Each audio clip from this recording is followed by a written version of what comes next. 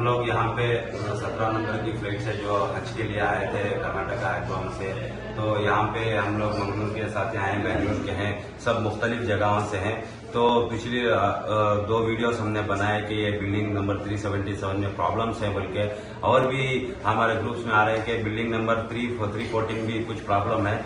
यहाँ पे ये वीडियो बनाने का मकसद क्या है, किसी को बदनाम करना नहीं, किसी को इल्जाम देना नहीं है, कुछ प्रॉब्लम नहीं है। जो असल में जो हाजिस यहाँ पे प्रॉब्लम फेस कर रहे हैं, ये हर साल फेस करती है, हर साल यहाँ पे हाजिस फेस करती है, लेकिन कोई जबान से बोलता नहीं।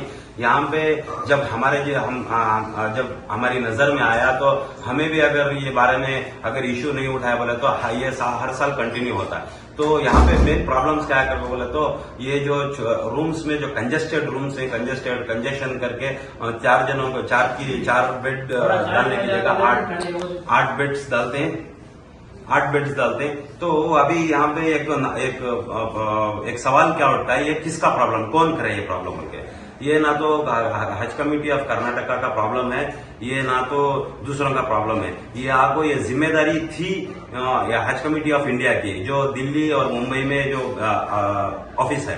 तो वहां पे क्या होता है, ये प्रोसेस कैसा होता है बोले तो यहाँ पे जब हज कमेटी ऑफ इंडिया से यहाँ पे जिद्दा की एम्बेसी को एप्लीकेशंस आते हैं वीजा अलॉट करने के लिए, कितने हाजी आना बोल के, जैसा कि 1,40,000 इंडिया से हाजी आए इधर, तो उन लोगों को एक कैटेगरी ए कैटेगरी बी करके होटल्स रहते हैं। ये जो पुराने होटल्स रहते हैं, ये पुराने होटल्स को क्या करते हैं, जैसा कि म्यूनसिपालिटीज बीबीएमपी जो हमारे यहाँ पे हमारे शहरों में स्टेट्स में होते हैं, हमारे सिटीज में होते हैं, ऐसे यहाँ की म्यूनसिपालिटी क्या करते हैं, होटल का लाइसेंस लेके होटल अच्छी है या बुरी है नहीं देखते, उसको अप्रूव कर देते हैं। जैसा ही वो अप्रूव होता है, यहाँ पे लोकल पुलिस स्टेशन में सभी जाके आता है, तो लोकल पुलिस स्टेशन वेरीफाई करके उसको कई होटलों को रिजेक्ट करती है, कई होटलों को पास करती है।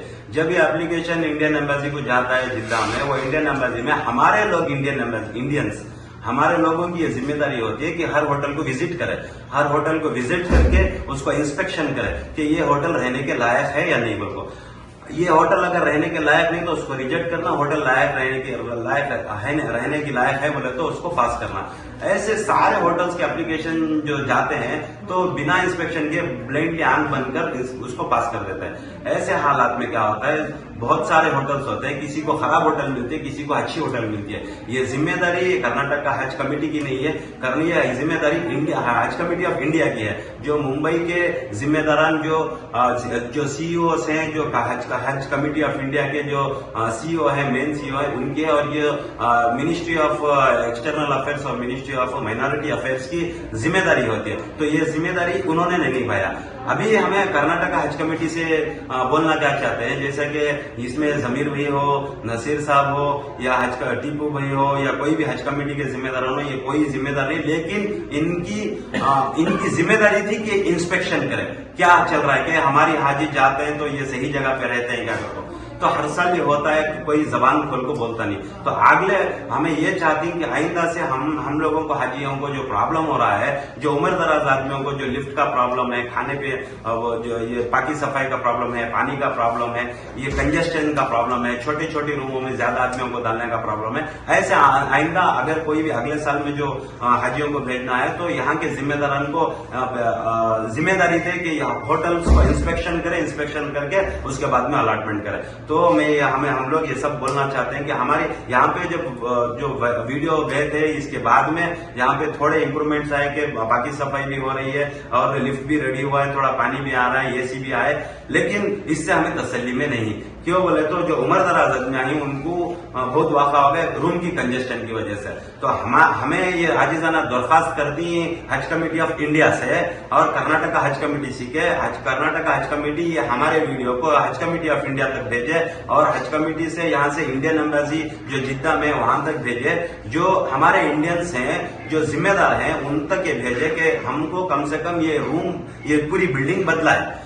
अगर कम से कम नहीं हो सका तो हमें नौजवान ही हमें तो हज करने का मतलब क्या है, तो मुशक्कतों से हज किया तो छमना कबूल होता। सो जरे आदमी क्या बोलती, पुराने जमाने में घोड़ों पे ऊंटों पे हज करते थे, वो टेम्पो भी 500,000 में हज हो जाता। अभी 3.5 लाख देखो हज करी। सो जब सब कुछ फैसिलिटी है तो जरूरत नहीं है कि हमें चल को हज करना, घोड़े को आना, चल को आना कर बोला को। जब हमें अच्छी तरह से फैसिलिटी है, ये 3.5 लाख को 4 स्टार 3 स्टार होटल भी मिल गया, ये 3.5 लाख में बेहतरीन होटल भी मिल गया, ये 3.5 लाख में अपने पुराने खंडेर जैसे होटल भी मिल पाए। तो इसमें क्या है, इक्वालिटी नहीं है, इसके अंदर डिस्क्रिमिनेशन हो गया। ये डिस्क्रिमिनेशन जरूरी कोई भी जिम्मेदारी से नहीं डाले।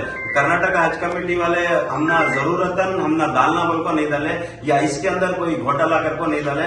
ये जिम्मेदारी बाखूबी से निभाना चाहिए था हमारे इंडियन एम्बेसी के इंडियंस, हमारे लोग जो जिम्मेदार बना को इंडियन एम्बेसी में डिप्यूट किए गए हैं। तो हमारी आजीजाना दरखास्त यह है कि कम से कम हमारे नौजवानों को नहीं तो बुजुर्गों को, जो औरतें हैं, जो बूढ़ियां हैं, जो बहुत तकलीफ है, जो नहीं रह सकते, कम से कम आधी से ज्यादा होटल को तो कम से कम खाली कराए, नहीं तो पूरी की पूरी होटल को खाली कराए। तो और जितना भी है बाकी सफाई कर ले, कुछ भी कर ले, ये कराए। अगर तुम लोगों को जिम्मेदारी लेके ये 1.5 लाख हाजियां जो इंडिया से आए हैं उसमें से किसी की जबान खुली है, किसी की नहीं खुली है, तो कोई परेशान है, कोई खुशहाल है। अगर तुम्हें नहीं करा, ये तुम्हारी जिम्मेदारी बनती है, तो क़यामत में अल्लाह के पास भी पकड़े जाती। अगर नहीं करा तो हज करने के बाद में मैं सिराजुद्दीन अहमद एडवोकेट यहां से बैठ के, हज होने के बाद में यहां से बैठ के रिट पिटीशन डाल के, हाईकोर्ट ऑफ कर्नाटका में रिट पिटीशन डाल के, कर्नाटक हज कमेटी को पार्टी बना के, यूनियन ऑफ इंडिया को पार्टी बना के, हज कमेटी ऑफ इंडिया को पार्टी बना के, सबको भी पार्टी बना के सबका कंपनसेशन दूंगा। अगर कोई बीमार पड़ा, अगर किसी की सबसे बड़ी प्रॉब्लम क्या है बोले तो यहाँ पे मक्खून काटने की वजह से एहराम की हालत में अगर खुजा है तो एक दम देना पड़ता है, तो हाजियों को तकलीफ होती है। अगर गलीजागी में, परेशानी में, धूप, कोई एक बिल्डिंग में सुबह से लेकर अब तक करंट नहीं है, तो एसी नहीं है, गर्मी के सीजन में बहुत गर्मी होती है सऊदीया में, तो यहाँ पे गर्मी में बिना एसी के, बिना फैन के, बिना करंट के कैसे बर्दाश्त करें। तो इस हालत में यहाँ के हालात जो हमें तुमने खबरदार कर रही, यह खबर को तुम्हें यहाँ तक पहुंचा को इसे सुधारने की कोशिश करो। आइंदा साल कोई भी हाजियों को भेजे तो इसे बेहतरीन से बेहतरीन करने के लिए तुम्हें स्टेप्स उठाओ। तो हमें वक्फ मिनिस्टर जमीर अहमद खान साहब से और रहीम खान साहब से, जो हज मिनिस्टर हैं, उनसे दरखास्त है कि ये तुम्हारी जिम्मेदारी है।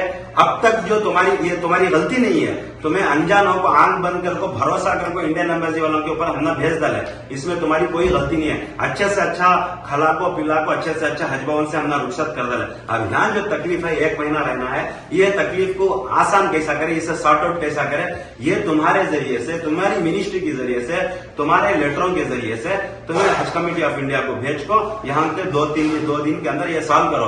अगर नहीं करेगा तो इंशाल्लाह सुम्मा इंशाल्लाह ये हमें दुआ भी करते हैं। अगर नहीं करे बोला तो इंशाल्लाह हाईकोर्ट ऑफ कर्नाटका में एक रिट पिटीशन डाल को कंपनसेशन का क्लेम कर रही, उसमें हज कमेटी ऑफ इंडिया भी, हज कमेटी ऑफ कर्नाटका भी पार्टी बनाना पड़ता, यूनियन ऑफ इंडिया को भी पार्टी बनाना पड़ता। तो हम लोगों की तरफ से आजीजाना दरखास्त है, हमारे विजिट जमीर अहमद खान साहब हो या रहीम खान साहब हो, हम लोगों की तरफ से आजीजाना दरखास्त है कि आप लोग इसे स्टेप उठाए। जिम्मेदारी तो हो रही है, तो आप लोग भी काम कर रहे हैं। मैंने लेटर भी हमको पहुंचा है कि कर्नाटका हज कमेटी से मुंबई दिल्ली को हज कमेटी ऑफ इंडिया को लेटर भी भेजे बिल्डिंग चेंज कराने के लिए, लेकिन कोई इंप्रूवमेंट्स नहीं हुए, कोई चेंज का कुछ हुआ नहीं है। तो ये चीज हमें तुम्हारे तक पहुंचा पाई, तुम्हारे हाथ से हुआ तो इंशाल्लाह करो। तुम्हें तो इसमें गलती नहीं कर पाई, ये वादा कर रही है पब्लिक कोई कंफ्यूजन करो ना को कि जमीर भाई का इसमें हाथ है, रहीम खान साहब का इसमें हाथ है, या हज कमेटी के मेंबरान का इसमें कोई हाथ नहीं है, इन्हों अनजान है। इसके वास्ते हमें तुमने जानकारी दे रही। अगले हम कोई भी हाजियों को हमारी बिल्डिंग में हमें बोल रही, दूसरे चंद बिल्डिंगों में तकलीफ है, उनको तकलीफ नहीं होना बोल को इसे इंडियन एम्बेसी को बात करके इसे क्लियर करो। अगर नहीं करे तो इंशाल्लाह हमें केस को कंपनसेशन लेती।